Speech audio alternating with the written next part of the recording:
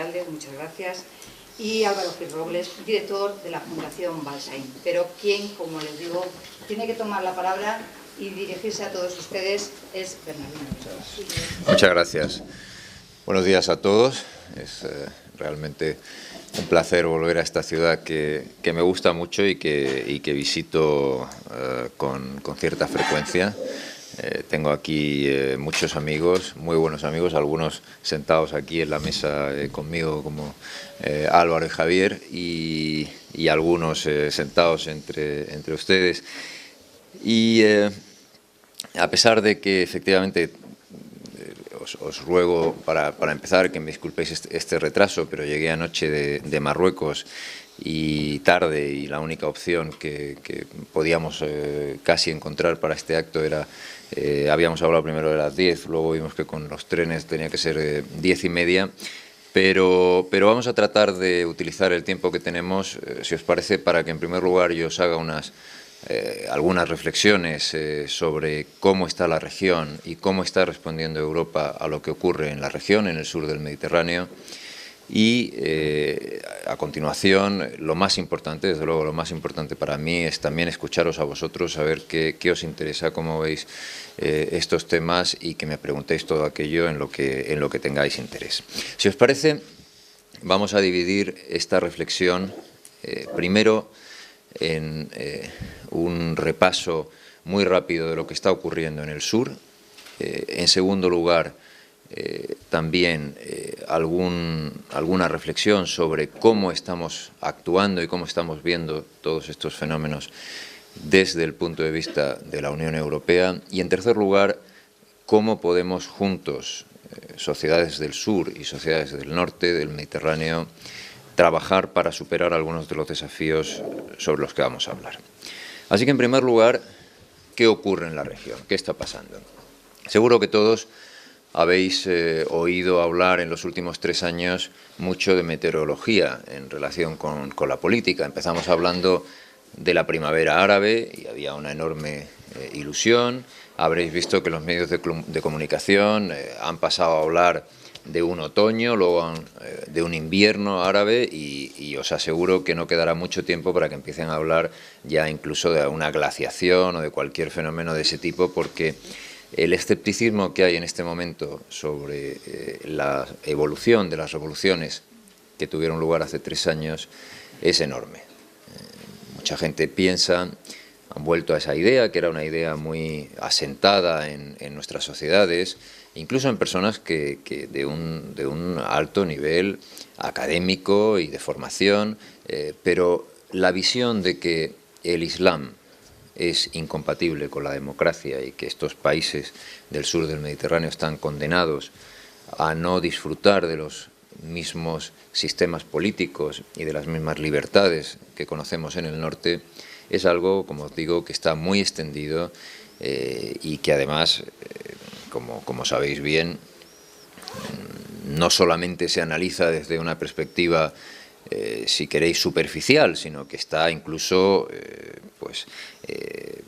avalado por estudios, por literatura, por artículos de prensa, etcétera, etcétera. Yo creo, y voy a comenzar dejándolo muy claro como principio de partida, que todo eso no es cierto, que el Islam no tiene por qué ser un impedimento para que se pueda llegar a construir un sistema democrático, que los desafíos son fundamentalmente políticos y económicos, y la prueba, antes esto lo decía sin tener tampoco ningún elemento al que aferrarme, nada más que la esperanza de que se avanzara en algunos de los países del sur, pero desde hace 2 semanas se ha llegado a un acuerdo muy importante en Túnez. Se ha aprobado una constitución, se ha constituido un gobierno apoyado por todas las fuerzas políticas, cuya misión es convocar elecciones, y dentro de muy pocos meses en Túnez vamos a tener constitución, presidente, asamblea y gobierno en un país absolutamente democrático. Y esa va a ser la esperanza, una esperanza que sin duda no se va a poder extender rápidamente a otros países de la región. Hay mucho en juego. Hay desafíos de naturaleza geopolítica. Lo que está en juego en la región no es solamente democracia sí o democracia no, libertades sí o libertades no. Lo que está en juego es también áreas de influencia de países que quieren o que creen que lo que ocurra en estos países les va a afectar mucho. Estoy hablando de países, por ejemplo, como Rusia y su papel en la guerra en Siria. Estoy hablando del papel que determinados estados del Golfo Pérsico están desempeñando en Egipto, el papel que Irán, con los partidos que representan a los chiíes, Hezbollah en Líbano, también en Siria, en cierto modo, incluso en la relación con Israel, el papel que Irán desempeña también en países como Irak. Todo esto tiene que ver más con la geopolítica que con la política, y tiene que ver más con que esos países creen que seguir influyendo en que las cosas vayan en una u otra dirección en estos países tendrá un beneficio para ellos, sin darse cuenta de que al final, y esto es quizá también una lección que tenemos que tener muy en cuenta después de lo que ha ocurrido en Ucrania, al final las sociedades no tienen el más mínimo interés en saber quién es el actor internacional que influye más o que influye menos. Si los europeos y los rusos entienden que Ucrania es un país que tiene dos almas y dos regiones, una profundamente oriental, profundamente rusa y cercana a los rusos, y otra occidental más de sensibilidad más europea, eso a la sociedad ucraniana le da exactamente igual si su deseo de libertad, de reforma política no está satisfecho y si no se dan soluciones económicas a sus problemas. Y eso al final a lo que lleva ese intento de acuerdos, de reparto, de influencias geopolíticas, a lo que lleva es a la situación tan dramática que hemos vivido en las últimas semanas, y es una lección que los europeos tenemos que tener muy en cuenta. La primera pregunta que nos tendríamos que hacer, y que seguro que os hacéis todos, es ¿qué ha ocurrido para que en estos países del sur, hace 3 años, hubiera millones de personas en las calles haciendo estas revoluciones, pidiendo dignidad, pidiendo democracia, pidiendo un sistema económico en el que todos tuvieran cabida, para que 3 años más tarde nos encontremos en esta situación de escepticismo generalizado, con un régimen donde los militares tienen un peso importante y donde hubo una intervención militar, como sabéis, en Egipto, con un desgobierno total en Libia, con una guerra civil en Siria que está además teniendo repercusiones muy importantes en Líbano. Y la única respuesta que os puedo dar es que no hay una respuesta para el conjunto de la región. En mi opinión, intentar tener una visión de conjunto, intentar plantear el mundo árabe como si fuese uno solo, y donde las causas y las consecuencias de todos estos procesos políticos fuesen similares, sería un error. Lo que ha caracterizado a estas revoluciones sí es un elemento en algunos casos común, sobre todo en Túnez y en Egipto, un grupo de gente, estamos hablando entre 500.000 y 1 millón de personas, con una visión muy occidental, muy abierta, muy liberal, que fueron capaces de movilizar a través de las redes sociales, los teléfonos móviles, todas las nuevas tecnologías, unos movimientos que terminaron arrastrando a mucha gente, a muchas sensibilidades muy diferentes, a mucha gente que no esperaba que se produjeran esas revoluciones, y este es un elemento clave. La espontaneidad de estas revoluciones explica en cierto modo que estemos hoy también donde estamos, pero ahí terminan los elementos comunes. A partir de ahí todos son diferencias. Por citar los 2 casos más cercanos, Egipto y Túnez. En Egipto el papel del ejército ha sido en los últimos 200 años clave. No es algo que empieza con la dictadura de Nasser y que luego Sadat y Mubarak asientan, es algo que empieza desde la época de Mehmet Ali, en que el propio Egipto moderno, el propio Estado egipcio moderno, es absolutamente indisociable del papel del ejército. Eso, por daros algún dato más, Por ejemplo, se puede ver en la estructura económica egipcia.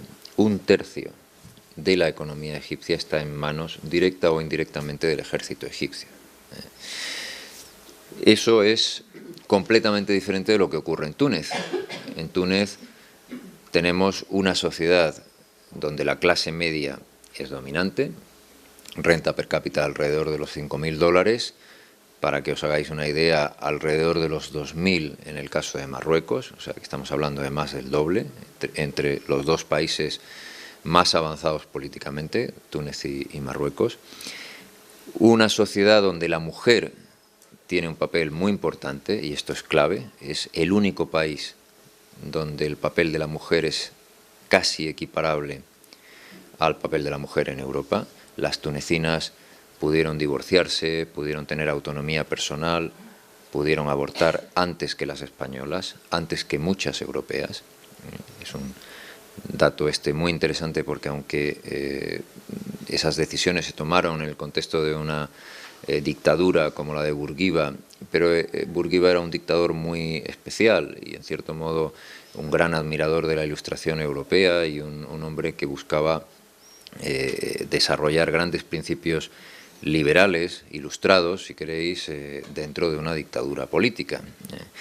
Pero lo cierto es que se hizo, y también paradójico, un sistema educativo universal y laico. Y digo paradójico porque ese sistema educativo universal y laico también se aprobó y se instauró en un momento de dictadura, no ya la de Bourguiba, sino la de Ben Ali, que llega y sustituye a Bourguiba, quizá algunos de los presentes lo recuerden, con un cierto halo liberalizador, con un cierto halo, es decir, esto de Bourguiba se ha convertido ya en algo que es un lastre para nuestro país, vamos a cambiar, vamos a liberalizar muchas cosas, a reformar, y aquello terminó convirtiéndose en una dictadura como la de Ben Ali, aún peor, más corrupta, más represiva que la de Bourguiba. Pero en los primeros años de Ben Ali se adopta una reforma educativa que elimina todo resto o presencia de religión en los libros de texto. Se le encarga a una persona muy prestigiosa, Mohamed Charfi, que luego se convierte en un gran opositor de Ben Ali al ver la evolución que había tomado la dictadura de Ben Ali, pero su obra, esa reforma educativa, sigue vigente en Túnez, y es lo que hace, alguno a lo mejor ha leído algún artículo y ha podido ver alguna referencia, que haya personas que hayan hablado de la generación Charfi, para aludir a los jóvenes que hicieron esa revolución en Túnez. Por tanto, sociedad con clase media, papel de la mujer y educación. 3 rasgos de la sociedad tunecina que la diferencian no ya de la egipcia, sino de todas las sociedades del sur del Mediterráneo. Tenéis otros países, Marruecos, Jordania, que son 2 monarquías que estaban empezando a plantearse la posibilidad de, que es todavía una pregunta que no tiene respuesta, de si sería posible imaginar una monarquía constitucional en un país árabe. Hasta ahora, como sabéis, todas las monarquías, con el gran protagonismo de las monarquías del Golfo Pérsico y de la península arábiga, han sido monarquías que esencialmente han detentado todo el poder ejecutivo y al final han sido también el último recurso en el poder legislativo y judicial. Por tanto, monarquías, si queréis, casi absolutas. Jordania y Marruecos se plantearon, cuando se iniciaron todas estas revoluciones, que había que cambiar, que había que intentar abrir, porque si no, su propia estabilidad, la estabilidad de los países y la estabilidad de esas monarquías podían ponerse en cuestión. Y es lo que hicieron. Lo que ocurre es que, como podéis imaginar, esto es un concepto que si, como ocurrió en Europa, empieza a ser aceptable para unos, recordad en el caso europeo, todas las luchas de los liberales ingleses en el siglo XVII contra los Estuardo, la revolución de Cromwell, la revolución de los liberals, cuando una sociedad asienta el principio de que la nación y el Estado son lo mismo y la soberanía tiene que estar en la nación y arrancan ese poder del monarca, a partir de ahí ese principio tarde o temprano termina aprendiendo en otras sociedades, y es lo que ocurrió en Europa. A partir de la Revolución Inglesa vino la francesa, la norteamericana, y después, poco a poco, todos fuimos evolucionando. Os hago esta reflexión porque no es el tema hoy que estamos discutiendo, pero a veces los europeos somos tan impacientes que terminamos por ser cínicos. Muchos europeos analizan lo que está ocurriendo en el sur diciendo, pero bueno, ¿cómo es posible que después de 3 años sigamos con estas medias tintas y con estas situaciones que no terminan? ¿Dónde está la democracia en el sur? Y olvidamos que la construcción democrática en Europa es un proceso que ha durado siglos. Podemos recurrir a muchos ejemplos, pensemos en el caso de la mujer. Desde que Olympe de Gouges en 1791 por primera vez empieza a hablar de los derechos de la mujer, o Mary Wollstonecraft también en esa época, en el periodo de la Revolución Francesa, empieza a hacerlo. Recordad que Olympe de Gouges fue guillotinada en 1794. Hasta que se concede el voto a las mujeres después de la Primera Guerra Mundial, y no porque fuese un deseo ya muy asentado y muy extendido en los gobiernos europeos que toman esa decisión, sino porque estaban empujados por una parte por la Revolución Rusa, donde sí se da el voto a la mujer dentro de un sistema político, por supuesto, como era el soviético, ¿no? Pero se da el voto a la mujer, y por el papel que había tenido la mujer en la Primera Guerra Mundial. Probablemente si no hubiese sido por la Revolución del 17 en Rusia y por la Primera Guerra Mundial, las mujeres hubieran tardado todavía más tiempo en conseguir el voto. Por tanto, 130 años solo para un proceso tan importante como dar el voto a la mitad de la población en Europa. Lo hicieron los ingleses en el 18, para mujeres mayores de 28 años, los norteamericanos en el 19, pero como sabéis, en algunos países como el nuestro, salvo el lapsus de la Segunda República, es un proceso que ha tardado muchísimo más. Por tanto, seamos también conscientes de que esta impaciencia nos hace olvidar a veces nuestra propia historia. Pero vuelvo al análisis de los países del sur y a lo que os estaba comentando. Idea fundamental: las diferencias entre cada uno de los países del sur al final son más importantes que los elementos que les unen. ¿Quiere esto decir que no podemos buscar elementos comunes, principios comunes para abordar la situación política en el sur? Evidentemente no. Necesitamos una estrategia regional, por supuesto, y necesitamos también saber entender las diferencias que existen en cada caso. Os voy a dar 2 pares de temas que sí serán importantes en el conjunto de la región, cualquiera que sea la evolución de los distintos países. Uno es la vinculación entre economía y política, y la otra es la vinculación entre seguridad y derechos humanos. Y ahora os voy a explicar por qué. Economía y política. Todos estos países tienen algo en común, y es que sus economías se encuentran en una situación catastrófica. Egipto, por ejemplo, tiene un índice de pobreza absoluta de alrededor 25% de la población, ha podido aumentar en un 5% en los últimos 2-3 años, y el conjunto de la población, pobreza absoluta o pobreza grave, hoy ha pasado del 42% de hace 2 o 3 años a más del 50% en la actualidad, lo cual quiere decir que más de la mitad de los egipcios o viven con $1 al día o con cerca de $1 al día. Bueno, esa es una situación que más o menos se puede aplicar a casi todos los países del sur, y lo que nos está diciendo es que sí, por supuesto que hay un problema político, hay que tratar las transiciones hay que ocuparse de las libertades, de las constituciones, pero si al final no se resuelve el problema económico, estas sociedades no van a tener estabilidad. Nos vamos a encontrar con que Egipto, donde, como sabéis, se acaba de promulgar una constitución, si dentro de 2 o 3 años estos problemas económicos se agravan, la inestabilidad continúa, no hay inversión, no hay trabajo, no hay turismo, por muchas constituciones que se den, no va a ser posible alcanzar la estabilidad. Y lo mismo ocurre en Libia, donde ha habido también, como sabéis, no ya una revolución, sino una guerra civil. Libia es un país rico, como lo es Argelia, rico en petróleo y en recursos naturales, pero fundamentalmente petróleo, gas y fosfatos, pero no han sido capaces de desarrollar un sistema económico productivo que mejore de verdad el nivel de vida y la calidad de vida, incluyendo la posibilidad de trabajar, de ser un actor activo en la economía de una sociedad. Y por tanto esos problemas van a seguir y esos problemas nos van a afectar a todos.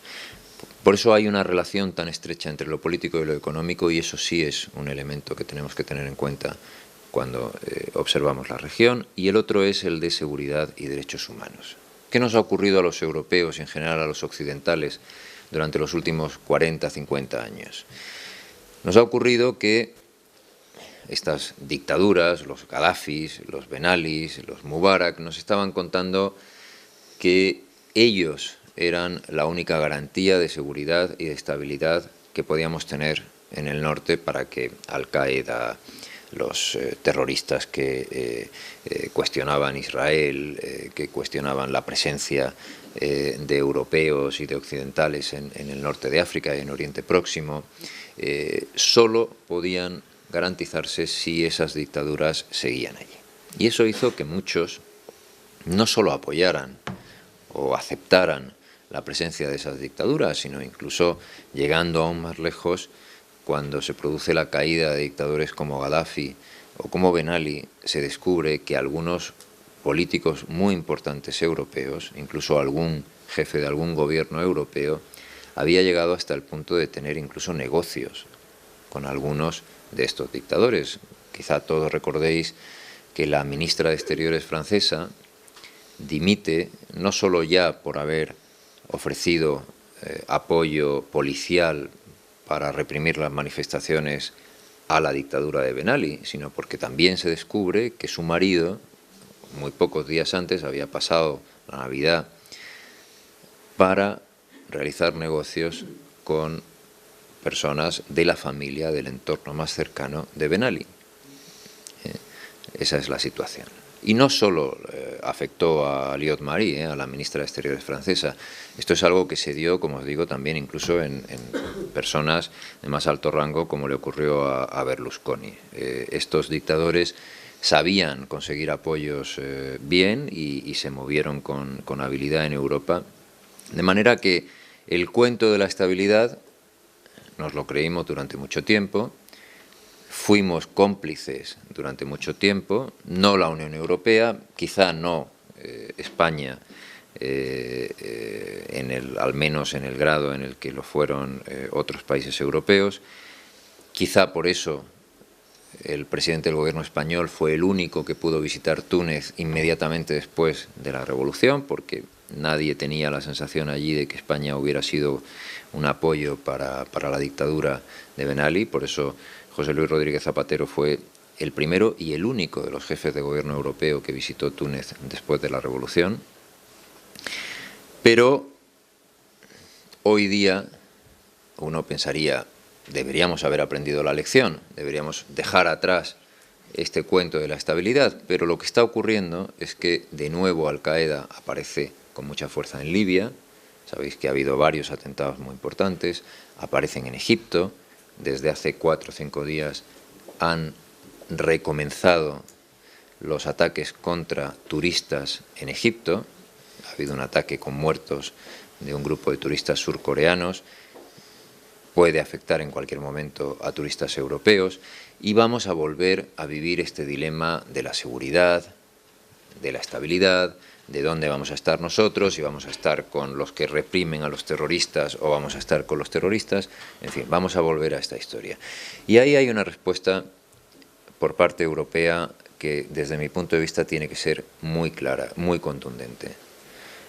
Las transiciones sabemos que llevan tiempo, sabemos que no se transforma una sociedad de la noche a la mañana, pero hay una línea roja que es fundamental y es la de los derechos humanos.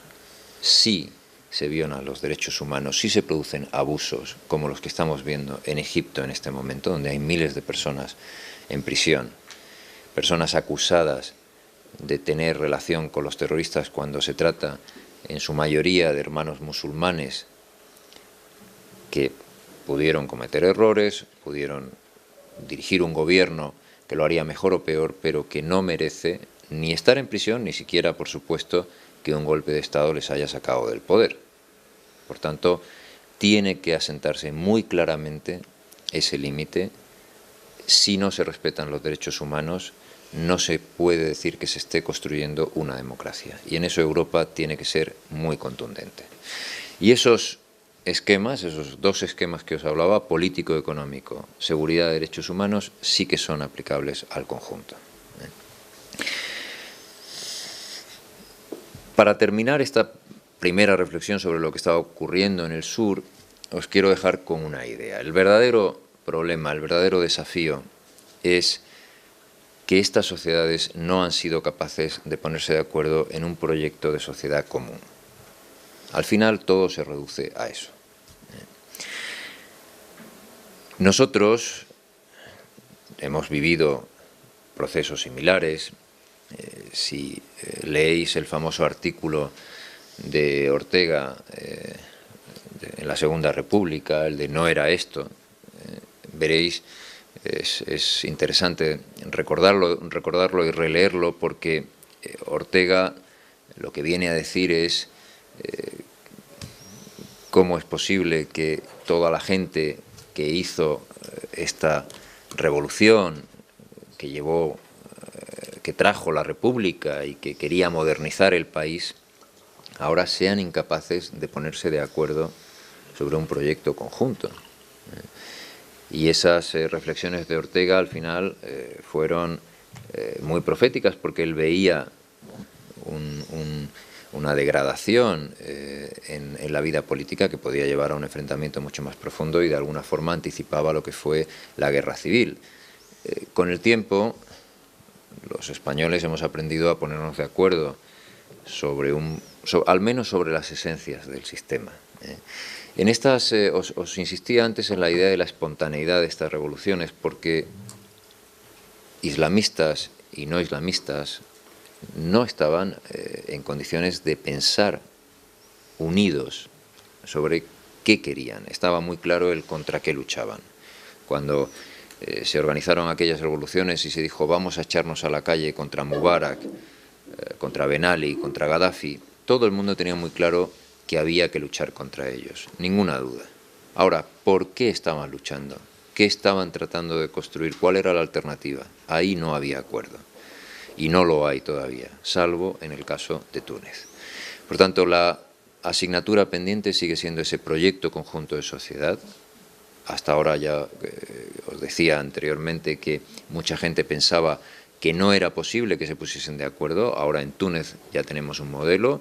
Pasa porque los islamistas entiendan que no pueden imponer la Sharia, no se puede construir un sistema político con la Sharia, que traten de separar religión y Estado, y eso sí, que funcionen como funcionan los partidos democristianos en Europa, con una visión de que la religión es una referencia importante, que la religión puede tener importancia en algunos aspectos que tienen que ver con la organización política de una sociedad, aspectos educativos, etc. Bien, todo eso, si se acepta una separación clara entre religión y Estado, como se ha hecho en Túnez, es perfectamente posible.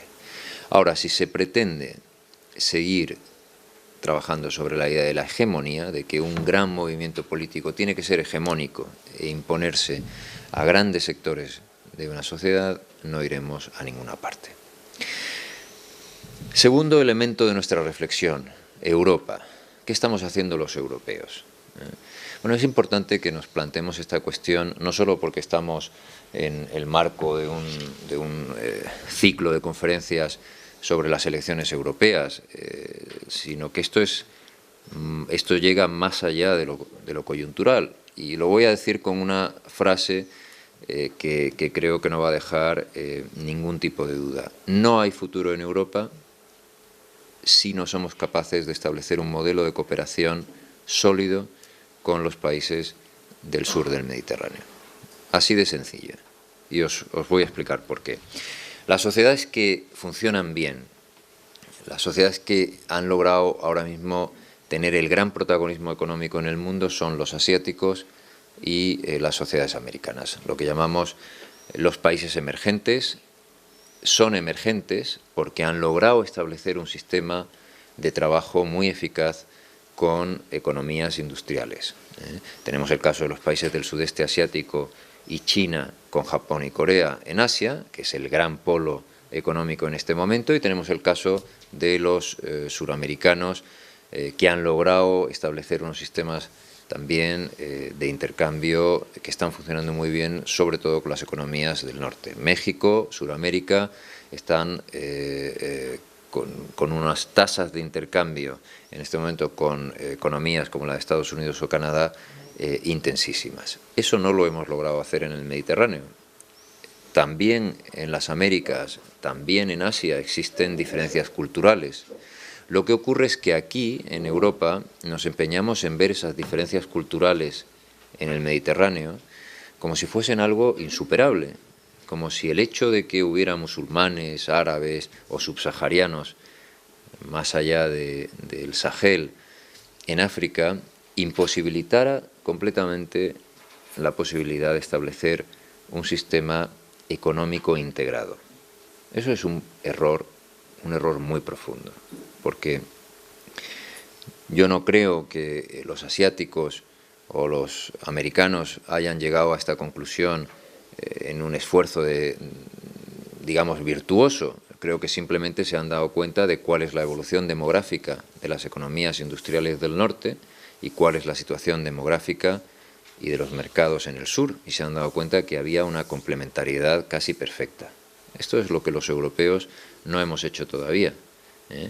Cuando los suizos, por citar un ejemplo de algo que ha ocurrido hace muy pocos días, votan no ya contra la emigración de países árabes o de países del sur del Mediterráneo, incluso contra la emigración de europeos procedentes de la Unión Europea, y vemos que Suiza es la sociedad demográficamente más avanzada en el sentido de edad, también lo es avanzada en otros muchos aspectos, ¿no? Pero es la sociedad que necesita más gente joven para seguir funcionando. Podemos ver hasta qué punto esa dinámica europea es preocupante, porque se da con mucha fuerza en países como Alemania, que también tiene una sociedad que cada vez pierde más juventud y cada vez necesita, por tanto, más importar gente joven. Lo estamos viendo en sociedades del norte, en Holanda, en Escandinavia, y vemos que además, a medida que esas sociedades envejecen, también partidos que son muy poco abiertos, partidos que tienen planteamientos xenófobos, planteamientos anti-inmigración, planteamientos en algunos casos fascistas, van teniendo cada vez mayor representación política.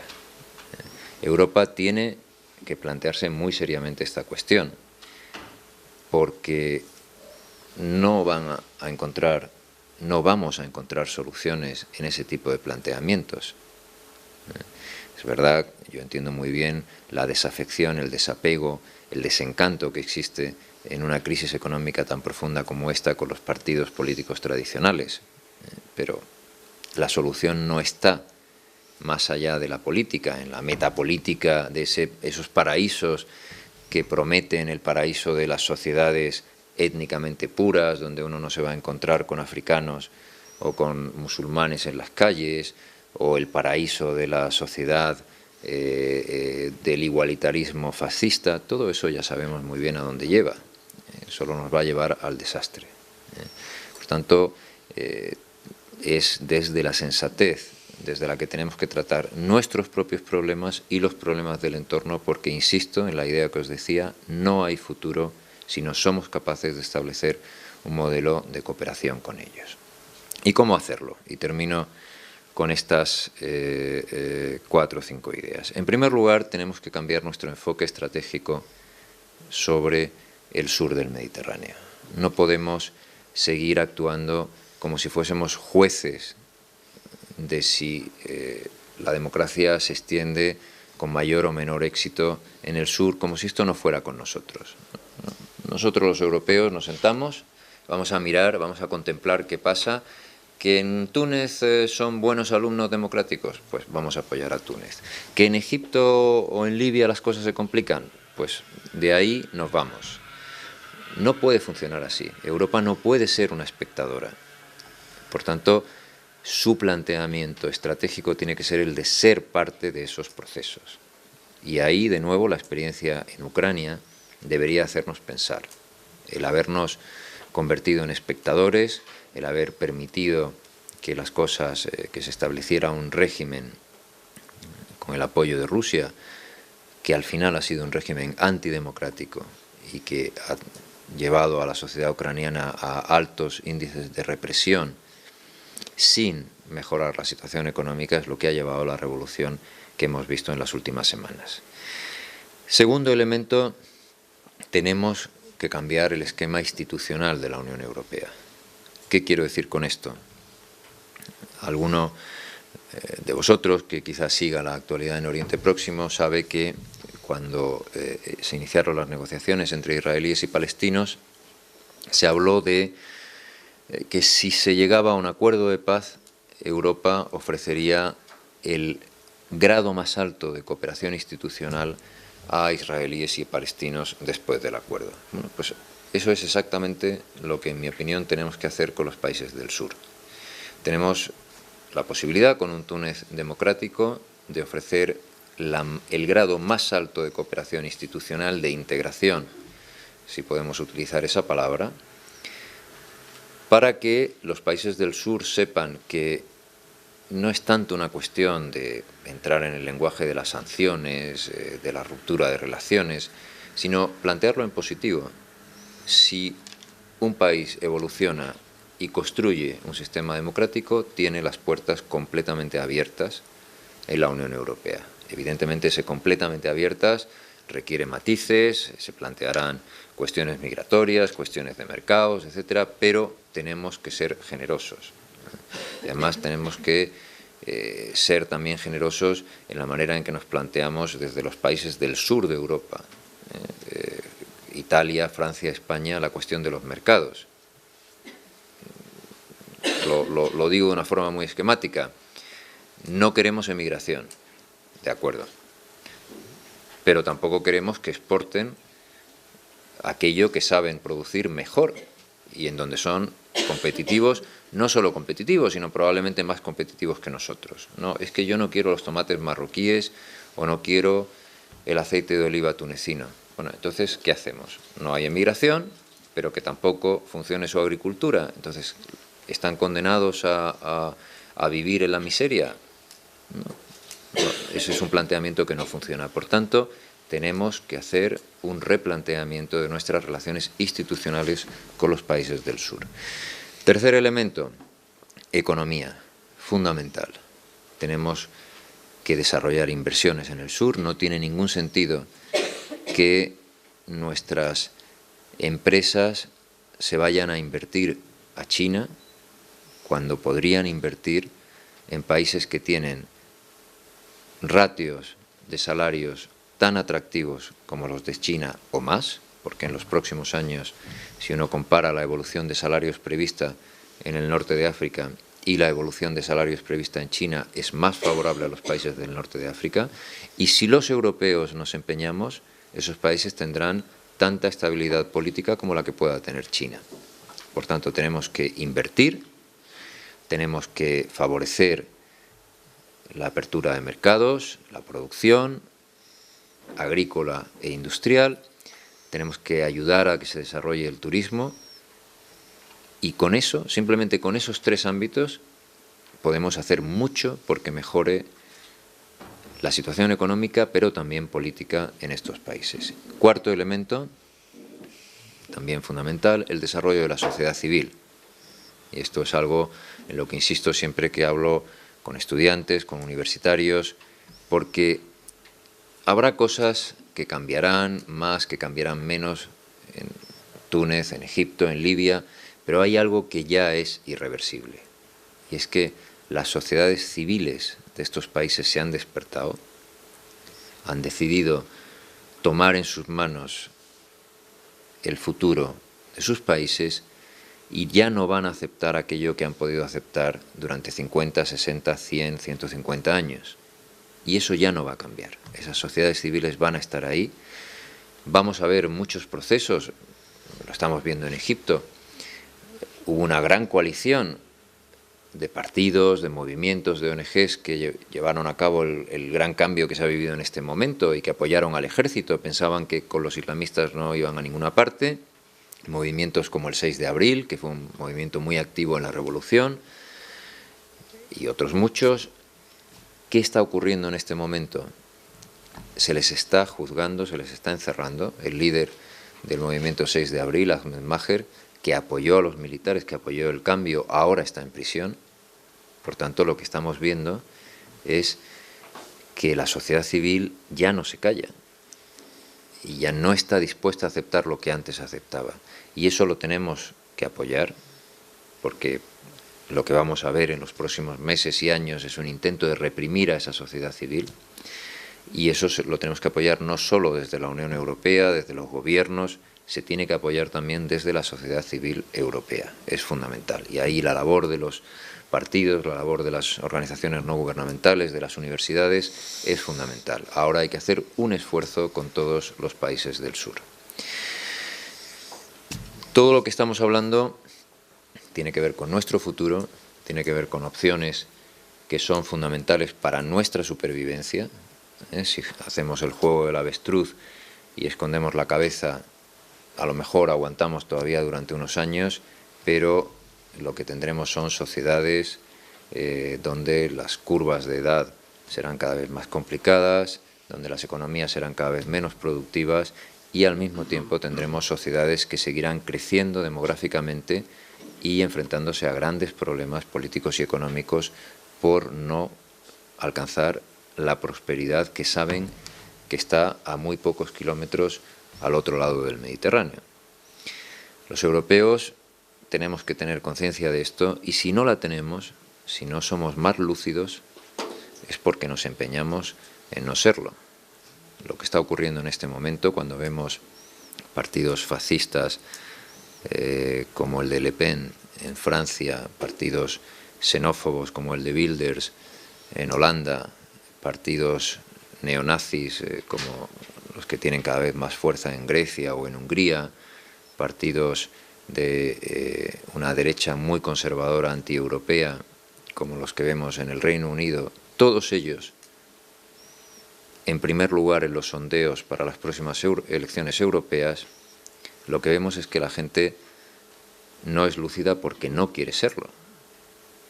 Yo insisto en que puedo comprender muy bien que se cuestione a los partidos tradicionales, pero esos partidos tradicionales están ahí y han sido grandes mayorías durante mucho tiempo, porque después de que los europeos hiciéramos nuestras dos grandes guerras civiles, la Primera y la Segunda Guerra Mundial, después de que millones de europeos se dejaran la vida en esas guerras que nunca deberían haberse producido, esos grandes partidos llegaron a un gran pacto contra el fascismo, contra el totalitarismo, y esa es la raíz, esos son los cimientos de la Unión Europea.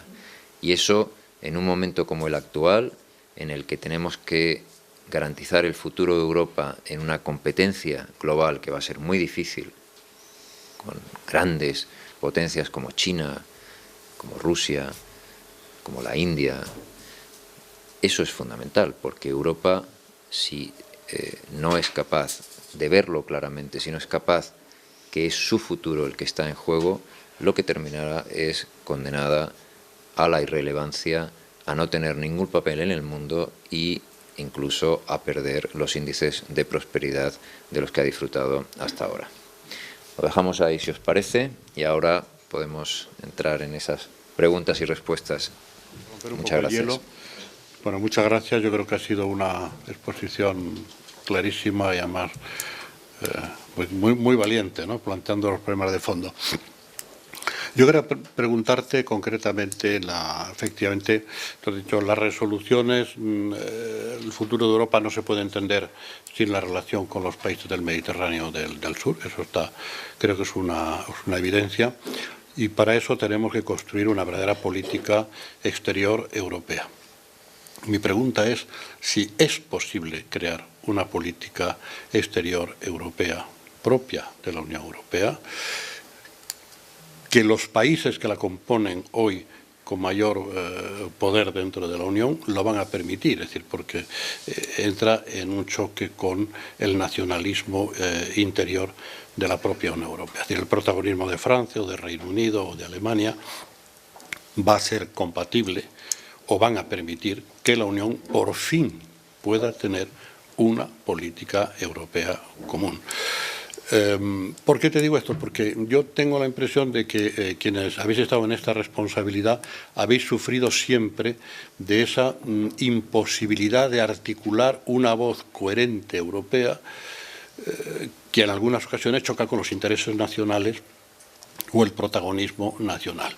Y en algunas ocasiones también yo he visto que en Europa hay unas ciertas tendencias a volver, por ejemplo, en el caso de Rusia, a la Guerra Fría. Nunca se han perdido, nunca se han perdido. Mi experiencia con Rusia es, desde que cambió la perestroika, Europa estaba muy contenta con que aquello se viniese abajo, cuanto más abajo mejor, sin darse cuenta que todo lo que llega abajo, cuando sube, puede subir muy mal, si no le has acompañado en la subida. Y no le hemos acompañado en la subida. Y ahí está el señor Putin con todas sus consecuencias. Pero siempre hemos tenido una visión, tú me dices, Rusia es un elemento clave para resolver problemas, es evidente, lo ha demostrado, en Irán, Siria, en el tema de Israel, Egipto, etcétera. Y sin embargo, ¿se puede hacer una política europea antirrusa por sistema, como estamos observando, por ejemplo, como estamos viendo? A mí se me hace difícil. En vez de convencer a un señor de que no se separe cada vez más de Europa, porque lo necesitamos, sobre todo esa Europa, esa Rusia europea, venga usted para acá, me parece que lo estamos empujando y justificando sus criterios imperialistas, porque cada vez lo maltratamos más, en vez de entender el país que tiene y tirar de él para acá. No sé, puede que sea una visión muy simple la mía, pero me preocupa lo que ha pasado con Ucrania, es clarísimo. La Unión Europea ha quedado prácticamente fuera de juego y han tenido que ir los ministros de Exteriores de otros países que luego también se han quedado fuera de juego, porque la gente los ha dejado fuera de juego, pero todo con la idea, vamos a ver si le damos otro golpe a Rusia. Oiga, que no hay que dar golpes a nadie, que hay que meter en este barco, no sacar del barco. Entonces, esa idea, que tú no la tienes obviamente, pero me da la impresión que la diplomacia europea sí que está presente. Cuando yo hablo de los nórdicos o los ingleses, esa méfiance de Rusia, si le podemos fastidiar algo, le fastidiamos, sin darse cuenta que nos fastidiamos nosotros mismos. No sé si tú tienes esa visión o no, y si no quieres responder, no respondas, porque obviamente donde estás no tiene yo, estoy más libre para hacerlo. ¿Sí? Bueno, has tocado dos grandes temas y que además los dos son muy importantes. El primero, la creación de una política exterior europea. Yo creo que, por un lado, tenemos el Tratado de Lisboa, un acuerdo constitucional que crea algo muy novedoso, que es un Ministerio de Asuntos Exteriores europeo. Hasta ahora teníamos, por una parte, una coordinación que permitía hablar, no tanto de una política exterior europea, pero sí de algunos acuerdos importantes, por ejemplo, los que tienen que ver con el proceso de paz de Oriente Próximo, etcétera, etcétera. Y están jalonados por una serie de grandes declaraciones europeas, empezando por la Declaración de Venecia de 1980, donde por primera vez se abría la puerta a un posible Estado palestino, pero eran planteamientos de política exterior europea sin los elementos esenciales de una política exterior. No había un ministro de Asuntos Exteriores, no había un ministerio de Asuntos Exteriores, por decirlo de una forma muy sintética. Después, a medida que fue evolucionando la Unión Europea, se decidió nombrar a una persona con competencias para coordinar las políticas exteriores, que fue Javier Solana, pero se le nombró alto representante de la Unión Europea sin darle un ministerio de Asuntos Exteriores. Por tanto, tampoco se podía hablar en puridad de una política exterior europea. Lo que hace el Tratado de Lisboa es crear el Servicio Exterior de Acción Europea, el Servicio de Acción Exterior Europea, que es ese ministerio que no habíamos tenido hasta ahora, y esa es la aventura en la que estamos en este momento en Bruselas, que es una aventura muy interesante, ver cómo 28 países diferentes y la Comisión Europea construyen un ministerio y tratan de, o imaginan que algún día llegará una cultura de política exterior, una cultura diplomática común en la Unión Europea, que hoy por hoy es algo que está muy lejos. O sea, aquí nosotros, los españoles, o los franceses, o los alemanes, o los ingleses, los grandes países, entendemos la política exterior como una política exterior donde hay valores, principios e intereses. Y cuando tus intereses están en cuestión, pues hay una sociedad, todos los presentes, que te dice, oiga, hay un problema con Marruecos, o hay un problema con tal país latinoamericano, o tal país africano, tiene usted que resolverlo. Es decir, el ciudadano de un país grande como España concibe la política exterior como aquella política que busca solucionar problemas que afectan a tus intereses. Esa cultura no tiene nada que ver, pues, no sé, pensemos por ejemplo en un pequeño país como Eslovenia, o como Chipre, que tiene la población que tiene Córdoba. Pues la sociedad chipriota entiende la política exterior de otra forma. Tienen intereses, por supuesto, pero saben que ellos no tienen una gran capacidad de influir, y por eso para ellos es tan importante formar parte de la Unión Europea, porque eso les permite tener el músculo para solucionar problemas que no tienen por sí mismos. Y quien habla de Chipre, o habla de Malta, o habla de Eslovenia, habla de muchos pequeños países que están en la Unión Europea en una situación parecida. Construir una cultura, ahora que tenemos ya un Ministerio de Asuntos Exteriores, construir una maquinaria que funcione eficazmente, será fundamental para que esa política exterior europea pueda algún día existir. ¿Qué ocurrirá el día que tengamos esa maquinaria perfectamente rodada, por tanto tengamos planteamientos políticos comunes, un ministro de Exteriores, en este caso en la actualidad es Catherine Ashton, como saben muy bien, y un ministerio de Exteriores? Ocurrirá que tendremos una situación típicamente europea, en la que hay un ministerio de Asuntos Exteriores en Bruselas y 28 ministerios de Asuntos Exteriores en los distintos Estados miembros. Y ahí, ¿cómo se solucionan los problemas? Mi opinión, y esta es mi opinión personal, la Unión Europea ha funcionado hasta ahora siempre con el principio de subsidiariedad, que la administración más eficaz sea la que resuelva el problema que se plantee. ¿Tiene la Unión Europea que ocuparse del agua en cualquier núcleo urbano europeo? Pues no, es evidente que es un ayuntamiento el que está mejor situado para ocuparse de esos problemas, ¿no? Y así en los distintos niveles de las administraciones. ¿Tiene la política exterior europea que ocuparse de todo? Pues no, es evidente que no. Y en ninguna sociedad funciona así. Si pensamos en Estados Unidos, pues el Departamento de Estado asume grandes asuntos de política exterior, pero los estados también tienen una acción internacional, y hacen comercio, y hacen viajes, y hacen promoción, y eso es algo que siempre se dará. Se dará en los estados miembros, se dará en las regiones, seguirán siendo también, teniendo una cierta presencia internacional, incluso en las ciudades. Estoy seguro que Javier representa a esta ciudad cuando viaja por ahí, porque es lógico que sea así.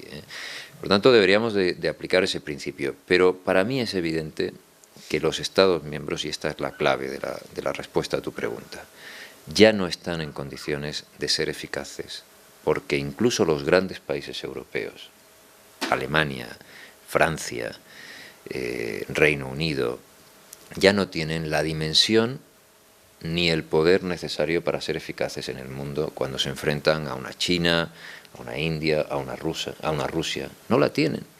Es decir, que por mucho que Francia o Reino Unido sean todavía miembros permanentes del Consejo de Seguridad y tengan ahí ese voto, pero al final, solo a medio y largo plazo, una Europa unida tendrá capacidad de tener voz en el mundo, una voz que sea escuchada.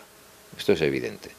Por tanto, si la experiencia que yo he vivido en el sur del Mediterráneo es útil, los más críticos de Ashton, el Daily Telegraph, que fue terriblemente crítico con Ashton en la primera etapa, sacó hace poco un artículo en el que dijo, oiga, mira, al final no lo ha hecho tan mal en Irán, no lo ha hecho tan mal en Kosovo y no lo ha hecho tan mal en el sur del Mediterráneo.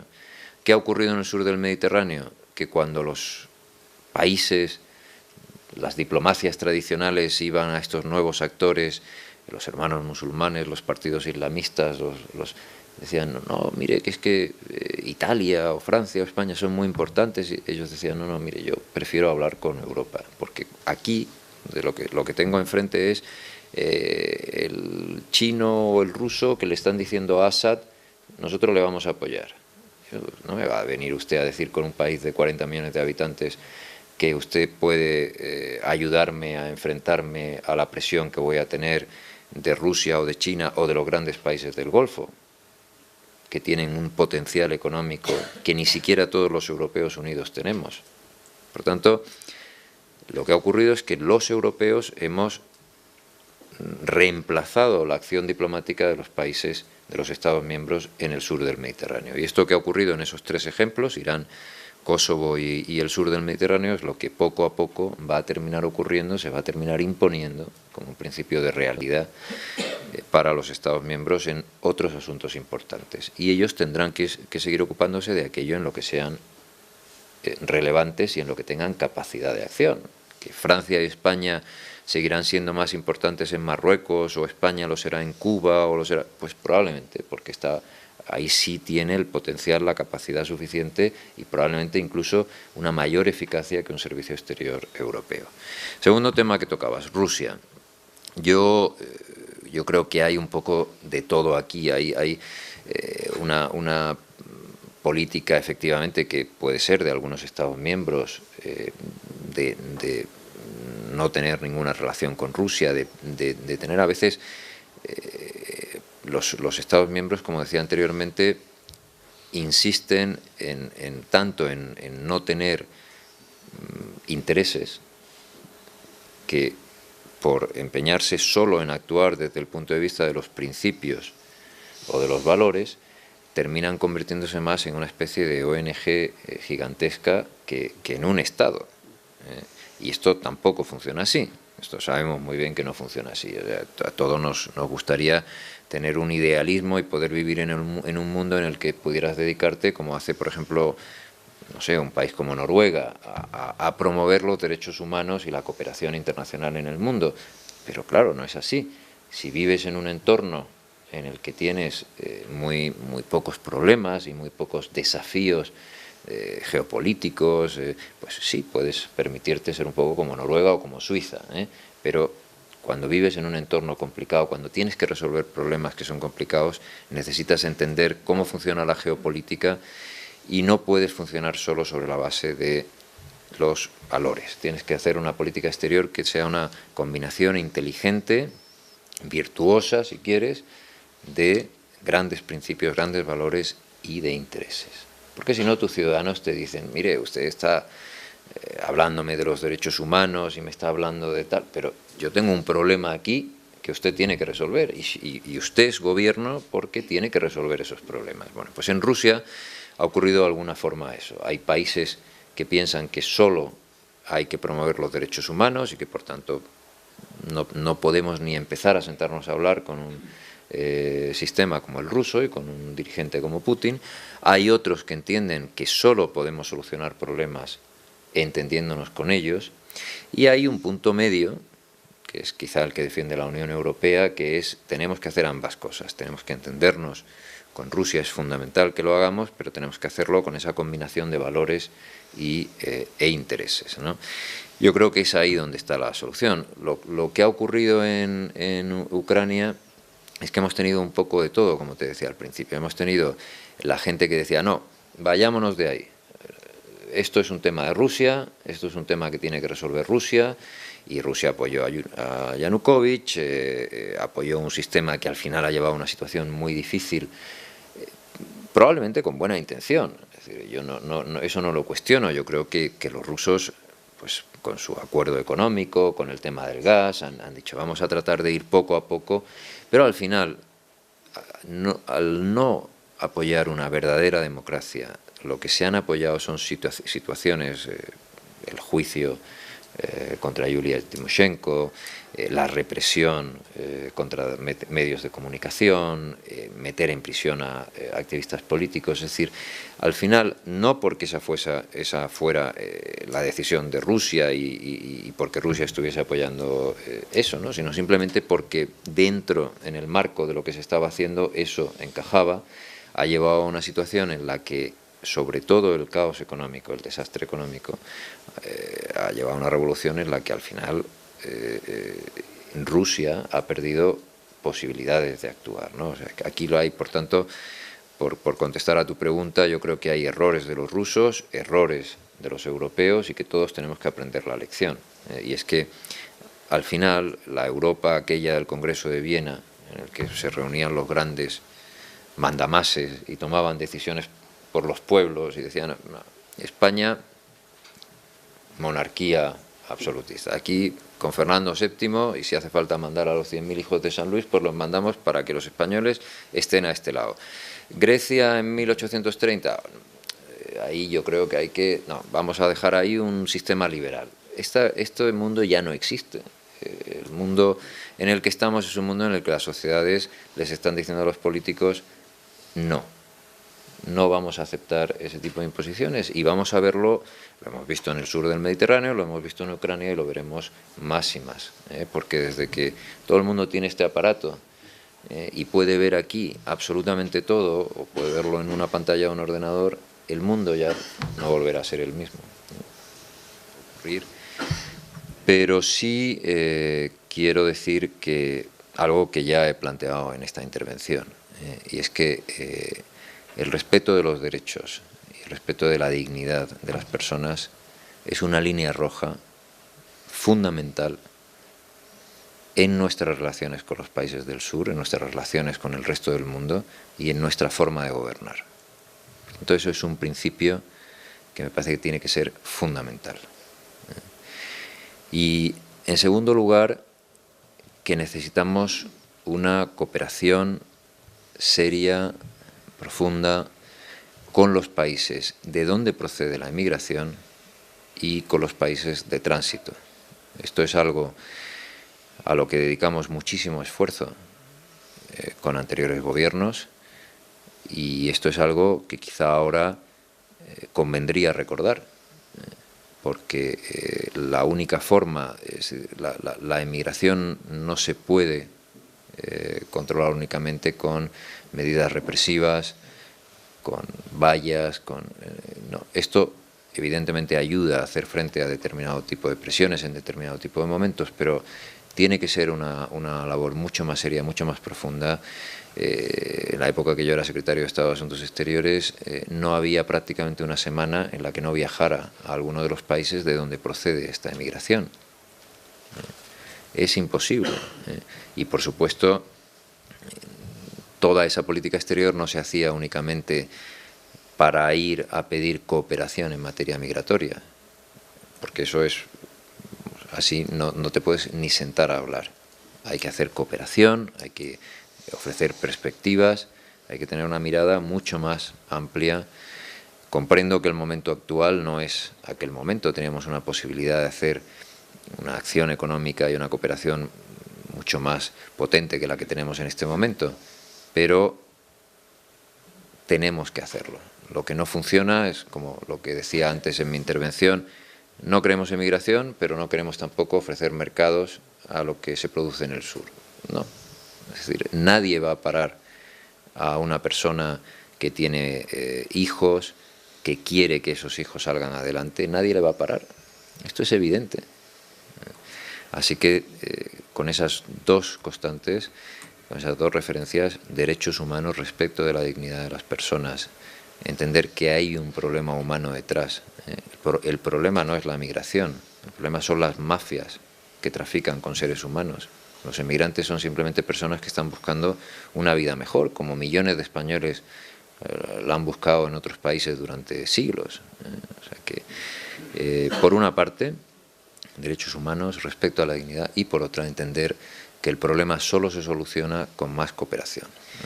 Sí, se dieron efectivamente en 2004-2005, ahí empezamos a trabajar para hacer frente a estos problemas, y durante un tiempo largo yo creo que han estado bien encauzados. Ahora lo que estamos viendo es una nueva oleada, y lo que hay es que preguntarse por qué y qué está sucediendo, y probablemente por eso decía antes que creo que hay que recordar lo que se hizo anteriormente, porque se logró tanto a través de cooperación como cooperación con los países de origen como con los países de tránsito, y fundamentalmente con Marruecos, se logró reducir enormemente esa presión migratoria de la manera que hay que hacerlo, que es, insisto, cooperando. No va a ser construyendo más vallas, más protecciones, enviando más policía, cómo se soluciona este problema. Teniendo en cuenta la realidad que nos ha planteado de los países del sur del Mediterráneo e incluso la diferencia que existe entre los países miembros de la Unión, ¿qué grado de importancia tiene el proceso electoral que vamos a vivir dentro de unos meses? Que también estamos aquí para hablar de ese proceso. ¿Qué grado de importancia tiene el acudir a las urnas, y muy especialmente para España, ¿no?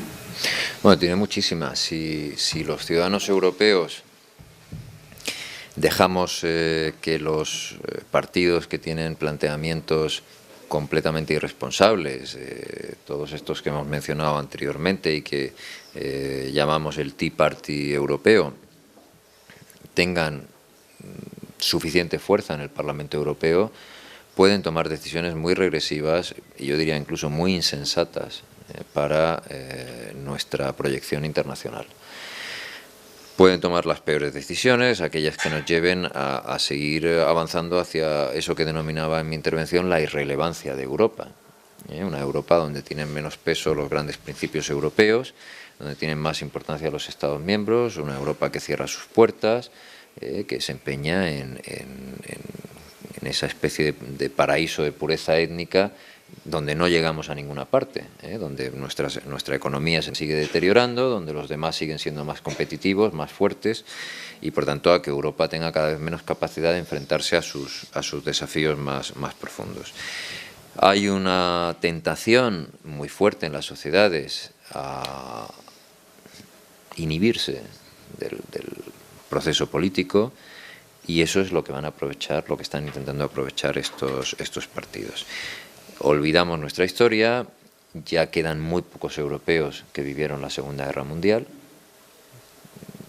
La Segunda Guerra Mundial fue solo la última de una sucesión de guerras civiles europeas, en muchos casos franco-alemanas, en otros casos implicando a otros muchos europeos. Pero nos olvidamos de la cantidad de millones de europeos que han asesinado a otra cantidad enorme de millones de europeos. Esto es algo en lo que los grandes partidos socialdemócratas, liberales, democristianos, que aprendimos también a golpes, que no se podía construir Europa así.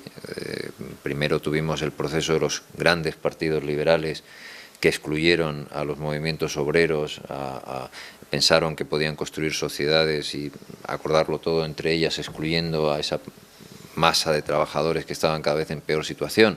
Su lucha fue la de formar parte de ese proceso, y finalmente a comienzos del siglo XX se logró eso, pero cuando se logró eso y se logró también incorporar a las mujeres, establecimos un modelo competitivo de europeos contra europeos, sin darnos cuenta que era suicida, que eso nos llevó a la Primera y a la Segunda Guerra Mundial, y después de mucho esfuerzo, como decía Churchill de los Estados Unidos, Estados Unidos siempre toma la mejor decisión, pero solo después de haber excluido todas las demás, ¿no? Bueno, pues los europeos ya hemos excluido las demás, ya sabemos perfectamente a dónde nos lleva inhibirnos, porque también en los años 30 hubo una crisis económica muy fuerte. Esa crisis económica muy fuerte hizo que las sociedades europeas perdieran la confianza en los grandes movimientos políticos, socialdemócratas y liberales, e hizo que llegáramos al fascismo. Por tanto, esa historia ya la conocemos, y la crisis económica que estamos viviendo en la actualidad es comparable a la que se vivió en los años 30. Por tanto, tenemos que recuperar la confianza en en ese gran pacto político europeo, en la Unión Europea como tal, y por supuesto esa es la vía por la que España también puede encontrar soluciones a sus problemas, porque hay soluciones. Hay que tener paciencia, pero España es un gran país y lo puede hacer. Pero para eso, sin Europa, no hay solución. Pues lo veo complicado. Lo veo complicado. Y lo veo complicado porque Egipto necesita ese pacto por un modelo de sociedad común. Ahora mismo no hay una polarización, como se ha dicho, entre islamistas y no islamistas. En Egipto hay varias polarizaciones. Hay una que tiene que ver con los hermanos musulmanes, solo con los hermanos musulmanes frente al resto, porque hay que recordar que los salafistas, los partidos salafistas y los islamistas moderados están apoyando, con mayores o menores reservas, pero están apoyando al actual gobierno.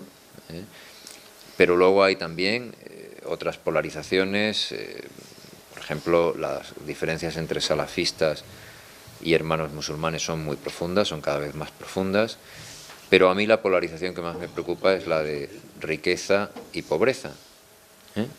¿Perdón? Estamos escuchándote.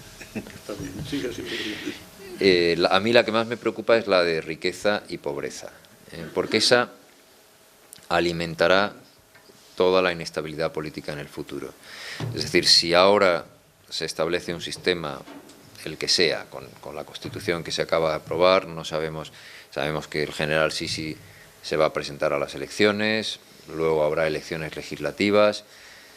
Si no hay soluciones a los grandes problemas económicos, y parece difícil imaginar que las haya a corto plazo porque los problemas son enormes, seguirá habiendo inestabilidad.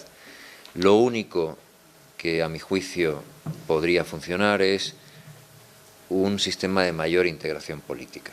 El punto número 2 de la hoja de ruta que se aprobó después de todos los sucesos del 30 de junio y del 3 de julio, incluida la intervención militar, el punto número 2 es reconciliación, inclusión. Bueno, pues este punto está ahora mismo completamente fuera de la agenda. La mayoría de los dirigentes de los hermanos musulmanes, estamos hablando de miles de personas, están en prisión con acusaciones de todo tipo. Creemos en la Unión Europea que se está criminalizando la actividad política. Es posible que algunas de esas personas hayan participado, hayan cometido algún delito, pero la mayoría lo están simplemente por ser hermanos musulmanes y por tanto por tener un planteamiento político que en un país con una constitución que pretende ser democrática, como la nueva constitución egipcia, no debería ocurrir. Por tanto, si se sigue en ese esquema de exclusión de una parte muy importante de la sociedad egipcia, como son los hermanos musulmanes, y al mismo tiempo los problemas económicos persisten, no va a ser fácil estabilizar un país tan importante. Todos queremos que a Egipto le vaya bien, necesitamos incluso que a Egipto le vaya bien para seguir teniendo esperanzas en esta primavera árabe. Hay en este momento esa hoja de ruta que tiene principios que son interesantes y que podrían ser la llave de la solución en el futuro, pero hay que cumplirlos. Si no se trabaja por la inclusión, si no se trabaja por los derechos humanos, como decía anteriormente, si no se estabiliza a través de la reconciliación y la inclusión la sociedad egipcia, esos problemas económicos se pueden agravar y podemos seguir viendo una situación de alta inestabilidad durante mucho tiempo. Si a eso se le añade que el terrorismo yihadista, que también en opinión de la Unión Europea no tiene una relación directa y operativa con los hermanos musulmanes. No quiere decir que no haya nadie de los hermanos musulmanes que tenga relación con los yihadistas, probablemente lo hay, pero la mayoría de los hermanos musulmanes no son yihadistas, no están con ese terrorismo yihadista que cada vez tiene más presencia y cada vez nos preocupa más en Egipto, y ahí entra la segunda variable de la que hablamos anteriormente, derechos humanos, terrorismo. Si la respuesta al terrorismo, que es un problema serio, que nos preocupa a todos y al que hay que hacer frente, es más represión, menos derechos humanos, también vamos mal. Por tanto, lo vemos con preocupación. Dentro de un rato, la razón por la que tenemos que terminar ya es precisamente porque viajo a Egipto. Es un país que nos preocupa y es un país que nos ocupa mucho, pero todavía pensamos que es posible, todavía pensamos que se puede recuperar. Hay que hacer un esfuerzo muy grande, tanto en el ámbito político egipcio como desde la Unión Europea. Que haya venido a Segovia y que haya sido quien inaugure estas jornadas. Tú decides tu futuro, porque en nuestras manos está. Muchísimas gracias. Gracias.